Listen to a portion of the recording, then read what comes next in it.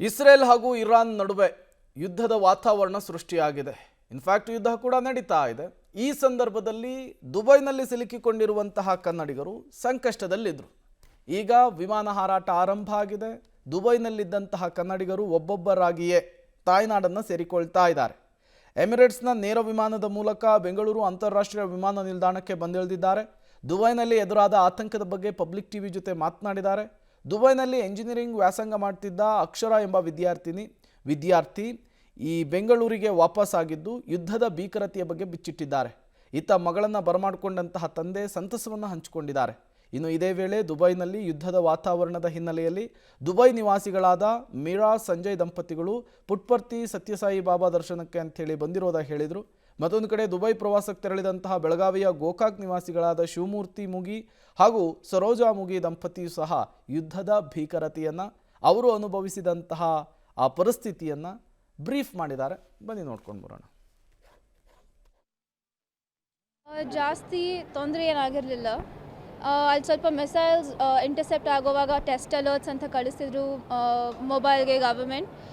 ಜಾಸ್ತಿ ತೊಂದರೆ ಏನೂ ಆಗಿರಲಿಲ್ಲ. ಬರೀ ಸ್ವಲ್ಪ ಇಂಡೋರ್ಸ್ ಇರೋದಕ್ಕೆ ಹೇಳ್ತಿದ್ರು. ಫಸ್ಟ್ 2-3 ಡೇಸ್ ಶುರು ಆದಾಗ ಸ್ವಲ್ಪ ಜಾಸ್ತಿ ಇಂಟರ್ಸೆಪ್ಷನ್ ಆಗ್ತಿತ್ತು. ಅದಾದಮೇಲೆ ಬೇರೆ ಅಂದರೆ ನಾ ಇರೋ ಕಡೆ ಆಗ ಸ್ವಲ್ಪ ಕಮ್ಮಿ ಆಯಿತು. ಬೇರೆ ಕಡೆ ಮರೀನಾ ಮತ್ತು ಜುಮೇರಾನಲ್ಲಿ ಆಗೋದಕ್ಕೆ ಸ್ವಲ್ಪ ಜಾಸ್ತಿ ಆಯಿತು. ಹೇಳ್ತಿದ್ರು ಕಾಲೇಜ್ ಪಕ್ಕದಲ್ಲಿ ಏರ್ಪೋರ್ಟ್ ನಿಯರೆಸ್ಟ್ ತಮ್ಮ ಯೂನಿವರ್ಸಿಟಿ ಕಾಲೇಜ್ ಎಲ್ಲ ಇತ್ತು ಅಂತ. ಪಕ್ಕದಲ್ಲೇ ಕೂಡ ಒಂದ್ಸರಿ ಏರ್ಪೋರ್ಟ್ ಎಲ್ಲ ನಿಂತೋಗಿತ್ತು, ಫ್ಲೈಟ್ಗಳು ಬರ್ತಿರ್ಲಿಲ್ಲ. ಫ್ಲೈಟ್ ಇಲ್ಲಿ ವಾಪಸ್ ಬರೋಕ್ಕೆ ಏನೆಲ್ಲ ಪ್ರಯತ್ನ ಮಾಡಿದ್ವಿ? ನನಗೇನು ಜಾಸ್ತಿ ತೊಂದರೆ ಆಗಲಿಲ್ಲ. ಒಂದು ಸತಿ ಬುಕ್ ಮಾಡಿದ್ದು ವಾಪಸ್ ಬರೋಕ್ಕೆ ಸಕ್ಸಸ್ಫುಲ್ ಆಯಿತು. ಆದರೆ ನನ್ನ ಫ್ರೆಂಡ್ಸ್ ಎಲ್ಲ 3rd 4th ಮಾರ್ಚ್ ಅಂದರೆ ಇನಿಷಿಯಲಿ ಯಾವಾಗ ಓಪನ್ ಮಾಡಿದ್ರು ಏರ್ ಸ್ಪೇಸ್, ಅವ್ರಿಗೆ ಸ್ವಲ್ಪ ಕಷ್ಟ ಆಯಿತು. ಫ್ಲೈಟ್ಸ್ ಎಲ್ಲ ಕ್ಯಾನ್ಸಲ್ ಆಗಿ 2-3 ಸತಿ. ಆದರೆ ಇವಾಗ ತಿರ್ಗಾ ವಾಪಸ್ ಸ್ವಲ್ಪ ರೆಗ್ಯುಲೇಟ್ ಮಾಡ್ತಾರೆ. ಇವತ್ತು ಬರ್ತಿದ್ದಾರೆ ಸ್ವಲ್ಪ ಜನ. ನನ್ನ ಫ್ರೆಂಡ್ಸ್ ನಾಳೆನೂ ಬರೋರಿದ್ದಾರೆ. ನಾವು ಎಷ್ಟು ವರ್ಷದ ಅಲ್ಲೇ ನೆಲೆಸಿದ್ರಿ? 1.5 years. ಯಾವತ್ತೂ ಈ ಥರದ ಫೀಲಿಂಗ್ ಇರಲಿಲ್ಲ. ಈ ಸರಿ ಮೊದಲನೇ ಸರಿ ಪಕ್ಕದಲ್ಲೆಲ್ಲೋ ಬಾಂಬ್ ಬೀಳ್ತಿದೆ ಯುದ್ಧ ಅಂತ ತಾವು ಕೇಳ್ತಿದ್ರಿ ಅಷ್ಟೇ. ಹೇಗಿತ್ತು ಭಯ ಆತಂಕ? ಸ್ವಲ್ಪ ಫಸ್ಟ್ ಡೇ ಸ್ವಲ್ಪ ಜಾಸ್ತಿ ಭಯ ಆಯಿತು, ಒಂದು 2-3 ದಿವಸ. ಅದಾದಮೇಲೆ ಸ್ವಲ್ಪ we had faith in the government. It was fine. ಅವ್ರು ಅಂದರೆ ಏನೂ ನಮಗೆ ತೊಂದರೆ ಆಗಲಿಲ್ಲ. ಇಂಟರ್ಸೆಪ್ಟ್ ಆಗ್ತಿತ್ತು ಬರೋದೆಲ್ಲ. ಆಮೇಲೆ ಯಾವಾಗಲೂ ಪ್ಲೇನ್ಸ್ ಏರ್ಫೋರ್ಸ್ ಹೋಗೋದು ಕೇಳಿಸ್ತಿತ್ತು ಸೌಂಡ್. ಸೊ ಅವ್ರು ಯಾವಾಗಲೂ ಅಲರ್ಟ್ ಆಗಿದ್ರು. ನಮಗೇನು ಜಾಸ್ತಿ ತೊಂದರೆ ಆಗಲಿಲ್ಲ ಅಲ್ಲಿ. ಜೀವ ಪ್ರಾಣ ಭಯ ಇದ್ದೇ ಇರುತ್ತೆ, ಹೇಗಿರುತ್ತೆ ಏನು ಅಂತ. ದೇವ್ರ ದಯದಿಂದ ಎಲ್ಲ ಏನು ಪ್ರಾಬ್ಲಮ್ ಇಲ್ದಂಗೆ ಇದಾಯಿತು. ವಾಪಸ್ ಬಂದು ಖುಷಿ ಆಯಿತು ಸರ್. ಯಾವ ರೀತಿ ಎಕ್ಸ್ಪೀರಿಯನ್ಸ್ ಶೇರ್ ಮಾಡ್ತೀವಿ? ಯಾವ ರೀತಿ ಭಯ ಆಗ್ತಿತ್ತು ಸರ್ ಸಹಜವಾಗಿ? ಏನಿಲ್ಲ ಸರ್, ಅದು ಏರ್ಪೋರ್ಟ್ ಹತ್ರನೇ ಕಾಲೇಜ್ ಕ್ಯಾಂಪಸ್ಗಳಿದ್ದಿದ್ದು.